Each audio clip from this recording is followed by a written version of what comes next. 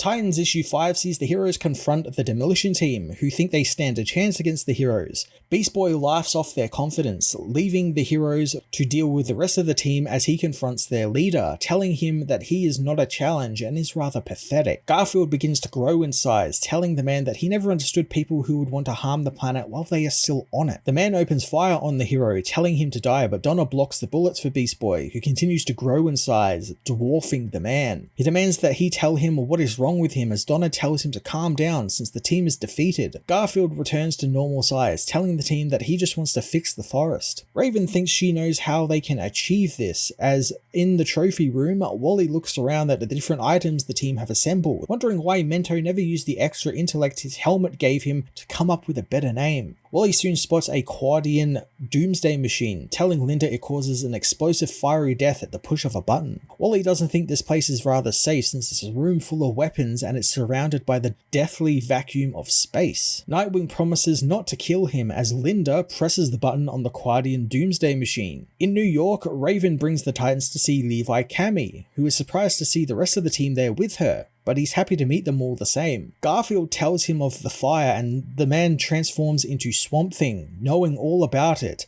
and telling him that the green is dry and it's getting hotter by the day. Beast Boy asks Levi to help them bring back the Borneo rainforest before people do their usual exploitative things to the land. As Starfire gently touches Swamp Thing's hand, his flowers begin to bloom, quickly learning that Starfire's energy is ultraviolet and is that of sunshine, and they can use that. Linda Mimo continues to press the button on the bomb, but it doesn't work. Nightwing tells her that every weapon in the base is neutralized, of course, but Linda doesn't miss a beat, spitting the alien parasite at Wally. Flash dodges out of the way and Nightwing tases the creature, killing it. Linda, now free from the effects of the creature, tells Wally that she could see and feel what it was doing, but couldn't do anything to stop it. Wally consoles his traumatized wife, telling Dick that he was right about the meteor and how an alien hitched a ride on it. Heading to the lab with the parasite, Nightwing says that given Future Flash was killed by someone at point blank range, it only made sense that it was coming from someone close to him, and when he combined that with Tempest acting out of character recently, he came to the conclusion that it was some sort of alien mind control parasite. Wally thinks that immediately thinking it was a parasite would be a huge leap for anyone but Nightwing, as Linda reveals the parasite came from Garth and she couldn't do anything to stop him, but Nightwing is sure that Wally and her are safe now. In Borneo, Swamp Thing buries his hands into the still smouldering soil, finding the green isn't fully dead there and they can replant, but it won't be enough since the regrowth needs to be able to sustain itself, so they'll need wind, sun and water to help it get along.